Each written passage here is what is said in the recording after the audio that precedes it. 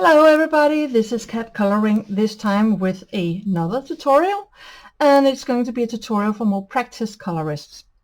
I read the other day on YouTube that some experienced colorists, or someone who has at least colored for a couple of years, seem to struggle with certain types of coloring books or pictures they want to color. And in this particular case, it was a coloring book by Hanna Karlzon, Tales from the Forest Kingdom. So I thought about it and I decided that I would like to make a tutorial to inspire people and to show how you can grab such a coloring challenge and do something about it. So I only have a couple of books by Hanna Karlzon, and that is Tales from the Witch's Cottage and Tales from the Forest Kingdom. And they are both available on my YouTube channel as a flip through, so you can watch if you don't know these books. So Tales from the Witch's Cottage was the first one I began coloring in, and it is a versatile coloring book. If you begin with the beginning, you have simple drawings of flowers, and then you have drawings here with a lot of detail and a lot of animals. If you compare to Maria Trolle, her coloring books are also superb, as Hanna Karlzon's are, but in Maria Trolle's, especially the early ones, I also don't have all of Maria Trolle's coloring books. I just bought Stanfeld. But some of the others I don't have. But I have Twilight Garden, and it's also Twilight Garden that I have colored the most in. And her coloring books are filled with nature, bushes, trees, and a lot of flowers, and then some animals. And you can choose what pages you want to color in her coloring books, and you don't have to choose pages with animals, because animal fur is not as easy to color if you want to make it look like it's real fur. Hanna Karlzon, look here, this double page here with two cats with wings and a magic potion climbing a fence, a lot of flowers, a lot of details, and you can see by her drawing that it's meant to be a lot of fur, accurate fur. So when you color it, it's difficult to just color it flat. You have to use different kind of colors and to make it look furry, because these animals are drawn furry and not flat with a straight line. You can practically see the fur split here around the tail and the ears and the head. So it takes a lot to do that. It's not just for beginners. You also see this drawing of some, I think it's mushrooms with gems and stuff, and spirits here. And she also draws a lot of humans or elves or fairies or trolls or whatever. But the common denominator is that they all have skin, and skin is not easy to color. It takes a lot of practice to color skin, and I'm still struggling a bit with it, but I have practiced a lot. So you can see here a lot of details here. So I have chosen to work with Tales from the Forest Kingdom. This was the specific book that was mentioned on YouTube that someone had trouble with coloring pages in. So I have chosen this drawing to color the woman, not the frog. And this woman is wearing a feathered crown. We have a lot of pearls hanging from the crown and gems. There is a necklace also with jewelry, looks like pearls and other sorts of jewelry. And she reminds me, when I look at her, not like a elven or lady from a deep Swedish forest. Most of the pages in this book are actually about fairies and trolls and so on. This one reminds me of a queen from ancient Egypt. if you have seen some of the paintings from the tombs, from the Valley of Kings, from Egypt, you would notice that this feathered crown was actually a crown not with the feathers upright, but down along the hair, was a crown that the ancient Egyptian queens wore. You can also see we have a vertical something here. I don't know what it is. It's not a snake, but it reminds me of the snakes that the ancient Egyptian crowns had. Just in front of the crown, just over the forehead, when you wore the crown, there was a cobra snake protruding from the crown, and this cobra snake was meant to protect the king or queen who wore the crown against enemies. This really reminds me of this, so I want to color this with colors that would have been used in ancient Egypt. So gold for the crown.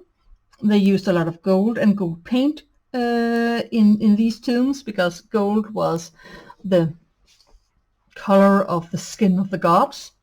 And the pearls and gems would have to have a lot of highlights in them.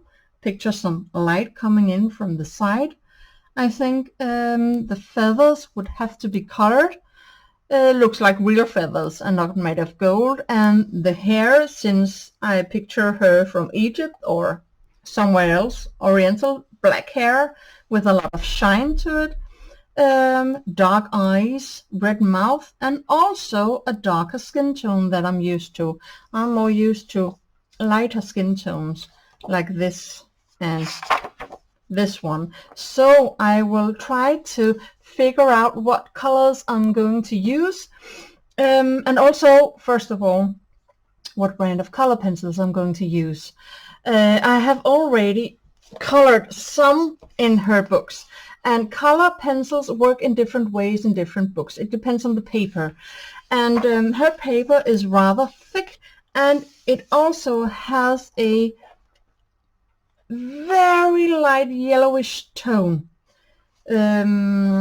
Creamy, perhaps? Not all cream, but sort of creamy. It's certainly not white, like an egg white. So I colored this page with Prismacolor, and as you can see, it's I think it's okay, good looking. But then I bought my Caran Luminance and colored this page. And if you compare the pages with the coloring, and especially how the colors pop off the page, I think that this one is much more colorful than this one. I like this one, especially the cat. I used a couple of hours coloring that cat, but I think that this one just has so much more color to it. So I have chosen to color with the Caran Luminance. But I will try to write in my description box what colors you could use for this drawing when I have chosen them with Prismacolor, which a brand which I know a lot of you have. So now I will try to choose my colors. So I have now looked at my Caran Luminance color family chart, and this is the one I got from colorwithclaire.com. I hope you can see it. And this is her Ko-fi page where you can download and you can donate a small amount for her. You can also get it for free if you want. So this is the color family chart, and I have looked at it and I have chosen the colors I want to use for the crown. I haven't decided on the feathers yet. I want to see what it looks like when I color the crown and the background before I choose which color the feathers. I don't want them to have a very dark color so they will almost blend into the background. I want them to stand out. So I haven't decided yet, but the crown is going to be colored with golden bismuth yellow, medium cadmium yellow, I think, and Indian yellow. It's my first idea about this crown. The pearls, I think I will use the light cobalt blue, this one, and perhaps the ultramarine pink. I don't know if I just want to keep it blue or add some other color, and then the white, of course. The gems, I want them to the ultramarine. It reminds me of the lapis lazuli color. It's a very blue color, and the Egyptians love to use it. It's some sort of a gem, I think, and it's bluish, and they loved to use it in the jewelry, both in the crowns and the necklaces and so on. Perhaps also some light malachite green or beryl green, and then combined with white. I have to use some gold gel pens, I think. Haven't decided on pencil pop or Posca. The necklace, also some golden bismuth yellow and bismuth yellow, and then some violet, I think, combined with this middle cobalt blue. I'm going to tell you exactly what colors I use when I'm coloring. The skin, I would usually just use Naples ochre, brown ochre 10%, and burnt ochre 10%, and buff titanium. It's what I usually do when I color light skin, but I want the skin to be dark. So Color with Claire has the solution, because she has also made a Caran Luminance skin tones page you can copy.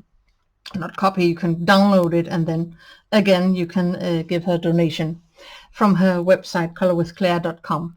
And you can see here different types of skin tones. I'm not sure that I want to use these exact, because the one I use is a mix of some of these colors. But I think it's very nice because you can see the colors, how they are, and what color skin you might get from using the different colors. So I might go with some, depending on how dark it's going to be, some of these could be brown ochre, raw sienna, or perhaps burnt sienna, or perhaps, if it's going to be really dark, sepia and castle earth.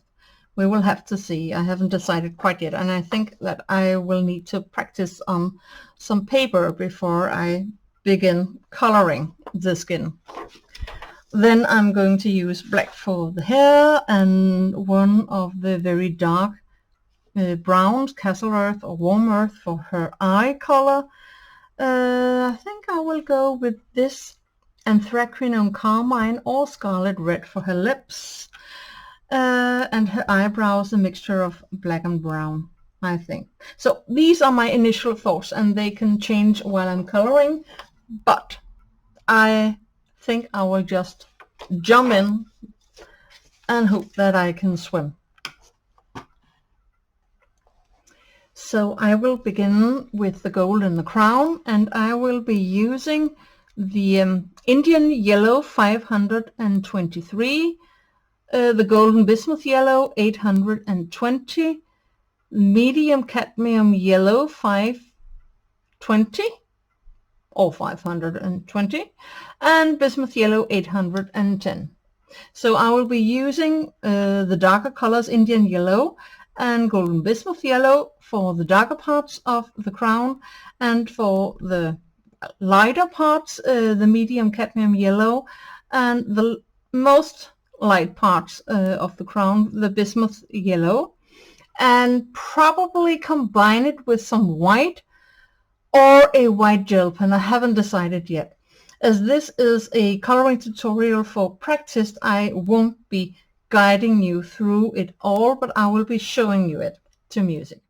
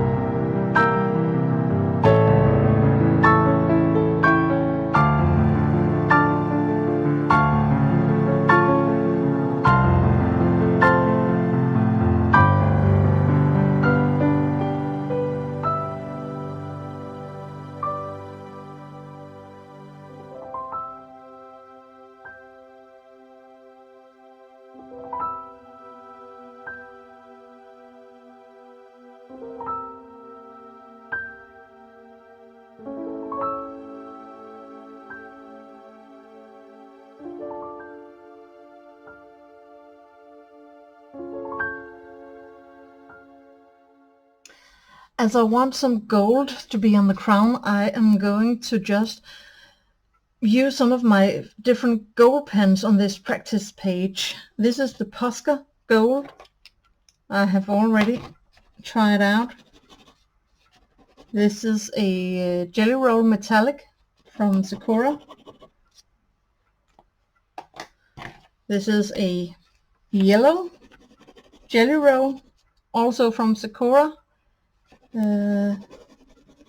Moondust, or Moonlight I think it's called, and this is my very trusted and used Pentel Sparkle Pop.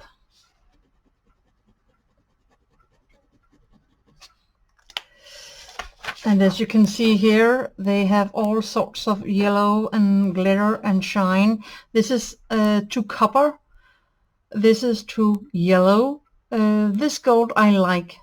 And if I want to do a more dark gold, I think I will use the Posca. So the Posca and the Pentel Pop it is.